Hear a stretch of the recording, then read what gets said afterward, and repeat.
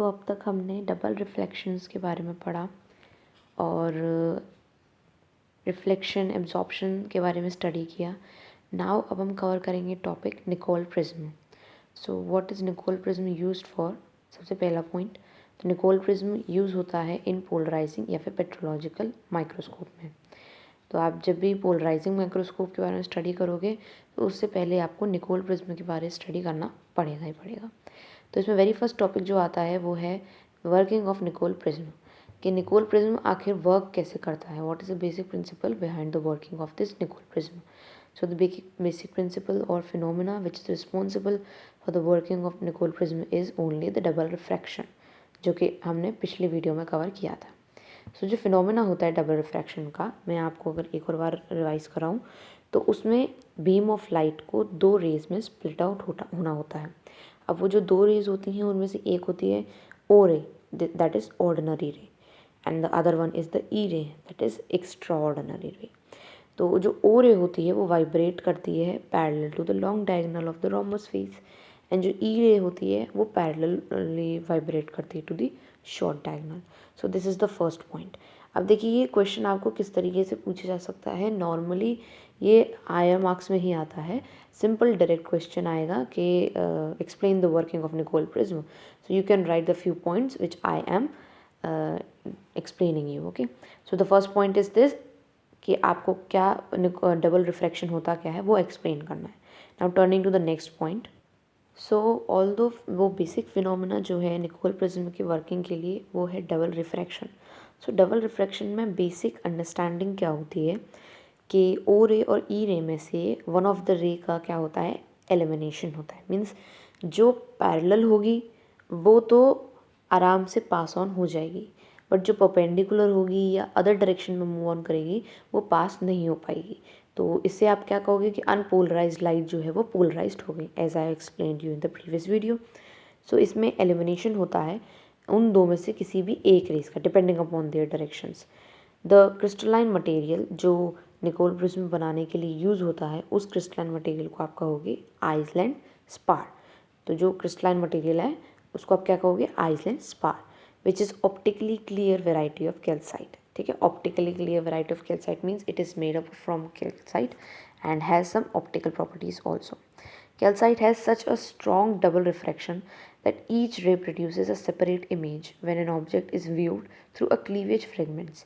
Means calcite के अंदर जो है कुछ क्लीवेजेस प्रेजेंट होते हैं। क्लीवेजेस मीन्स क्रैक्स समझ लीजिए आप, या कुछ ऐसी दरारें प्रेजेंट होती हैं। तो हर एक क्लीवेज के अराउंड अगर आप देखोगे तो आपको एक अलग इमेज दिखाई देगी कैल्साइट के अंदर। इसी की वजह से ये जो होता है स्ट्रॉन्ग डबल रिफ्रैक्शन शो करता है। So calcite has such a strong double refraction कि हर एक क्लीवेज से अगर आप उसको व्यू करोगे तो वो एक डिफरेंट इमेज ही प्रोड्यूस करती है। So long transparent rhomb of Iceland spar is used for making the Nicol prism. Now fourth point is जो एंड क्रिस्टल होता है, the end crystal are ground till they make an angle of 68 to long edge. जो end crystal होता है वो इस तरीके से बनता है, मतलब आपको कैल्साइट जो है ओरिजिनली जो हमें मिल रहा है आप उसको तो यूज़ नहीं कर सकते, उसको आपको कुछ शेपिंग देनी पड़ती है before using in the Nicol prism. अब उसको शेपिंग किस तरीके से देंगे हम, कि जो वो एंड ग्राउंड एंगल होगा वो 68 डिग्री पे होना चाहिए to the long edge. Now जो रोम्बस है उसको दो पार्ट्स में काटा जाता है through the plane which has 3 obtuse angle. कुछ इस तरीके से काटेंगे कि उसके पास क्या होंगे, 3 ऑब्ट्यूज एंगल आते हैं। देन जो 2 हाफ्स काटे हैं उनको फिर सीमेंटेड किया जाता है, मीन्स ज्वाइन किया जाता है at 90 degree, and they are fixed back with the Canada balsam.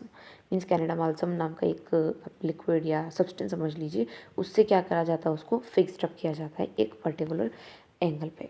ठीक है, तो ये थी प्रिपरेशन के आइसलैंड स्पार का, किस तरीके से आप एंगल पे कट करोगे 90 डिग्री पे, फिर ज्वाइन करोगे and then it can be used in the Nicol prism.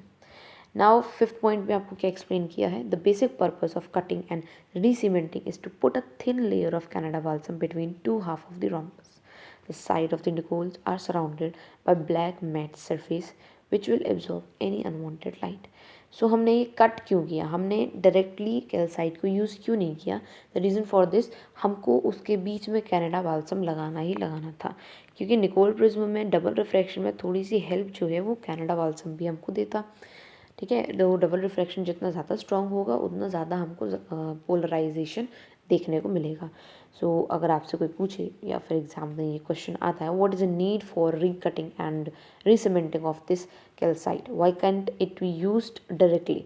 सो आप इसको बोल दीजिएगा, because it is necessary to put a thin film of Canada balsam between the two halves.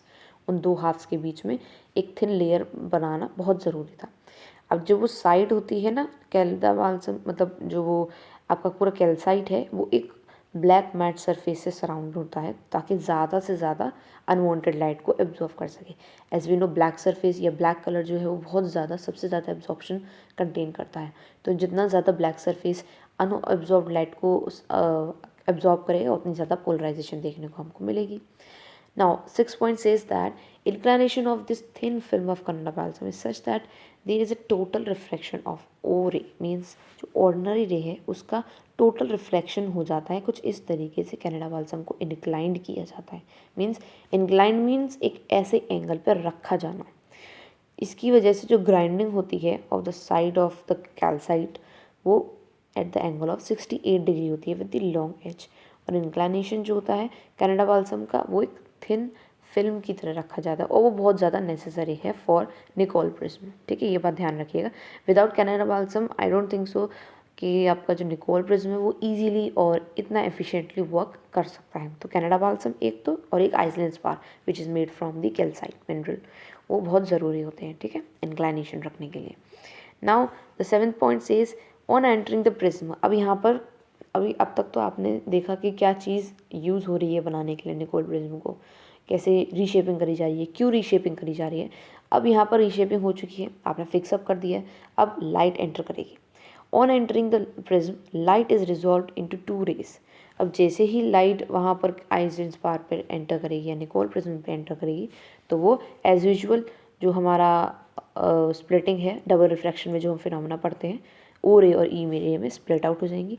जो ओ रे होगी वो टोटली रिफ्लेक्ट हो जाएगी at the Canada balsam surface because of the greater refraction. ठीक है, ओ रे जो है वो ज़्यादा रिफ्रैक्शन होने की वजह से पूरी तरीके से क्या होगी, रिफ्रैक्ट हो जाएगी। whereas the E ray with the refractive index close to that of the Canada balsam proceeds in essentially undeviated through the prism and emerges as a plain polarized light। Means अब यहाँ पर ordinary रे तो पूरी refract back हो गई Canada balsam में, लेकिन ई रे जो थी उसकी थोड़ी हद तक रिफ्रैक्टिव इंडेक्स थी as that of Canada balsam, जिसकी वजह से वो रिफ्रैक्ट नहीं हो पाई, मतलब वो ट्रैवल बैक नहीं कर पाए। अब वो ट्रैवल बैक नहीं करेगी तो वो ईजिली आइसलैंड पार्ट से क्या हो जाएगी, डेविएट हो, बिना डेविएट हुए पास ऑन हो जाएगी। और पास ऑन होकर हमें क्या मिलेगी, एक पोलराइज लाइट मिलेगी। तो प्रीवियसली एक अनपोलराइज लाइट थी, जो दो थी लाइट, अब वो आगे चल गई तो वो पोलराइज लाइट बन गई। And this phenomena depends on the double refraction of the mineral calcite. If I can explain you using the diagram, तो मान लीजिए ये एक आपका आइसलैंड स्पार है, 68 डिग्री पे कट हुआ है और 90 डिग्री पे जॉइंट अप हुआ है, वे यूजिंग द कनाडा बाल्सम। तो थिन लेयर यहाँ पर बीच में आ जाती है किसकी, कनाडा बाल्सम की। ठीक है, ब्लैक लेयर से कोटेड है to absorb the more and more light. अब यहाँ पर आपकी ओ रेज आई और ई रेज, मीन्स लाइट रे आई, लाइट रे के अंदर दोनों रेज होंगी, ओ रे एंड ई रेज। अब ये ओ रेज और ई रेज मीन्स आप मान लीजिए this one is E rays and this one is O rays. O ray जब आपकी जाएगी तो वो रिफ्लेक्ट बैक हो जाएगी, मीन्स प्रॉपर रिफ्रैक्शन हो जाएगा because of the Canada balsam. Whereas E rays जो होंगी वो आपकी ट्रैवल करते करते, बिकॉज वो बिना डेविएट हुए रिफ्रैक्टिव इंडेक्स क्लोज रखती हैं, तो वो बिना डेविएट हुए आराम से निकल जाएंगी। तो ये जो आपकी एक्स एक्सिस के अलॉन्ग रे थी वो तो रिफ्लेक्ट बैक हो गई, वाई एक्सिस के अलॉन्ग वाली आपकी निकल के आ गई। तो यहाँ पर तो अनपोलराइज लाइट थी। अनपोलराइज कब होती हैं, जब दो एंगल पे लाइट चलती है, राइट, जो मैंने आपको पहले भी एक्सप्लेन किया है। अब पोलराइज निकल गई, this one is the polarise light, means सिर्फ एक ही एंगल पे चल रही है लाइट। सो ये काम होता है निकोल प्रिज्म का, इस तरीके से वर्क करता है Nicol prism. So this was all under the working of Nicol prism. अगर आपको ये हायर मार्क्स में पूछा जाता है, you can write all these points as it is और you can make the answers of your own depending upon the question required. ठीक है, एंड ऑल्सो यहाँ पर आपको शॉर्ट में अगर पूछा जाएगा तो आप कुछ क्रूशियल पॉइंट्स ही लिख सकते हो, अब वो आपकी अंडरस्टैंडिंग पे बेस्ड ऑन हो सकता है, ठीक है। So this is all under the working of Nicol prism. Thank you for watching this video.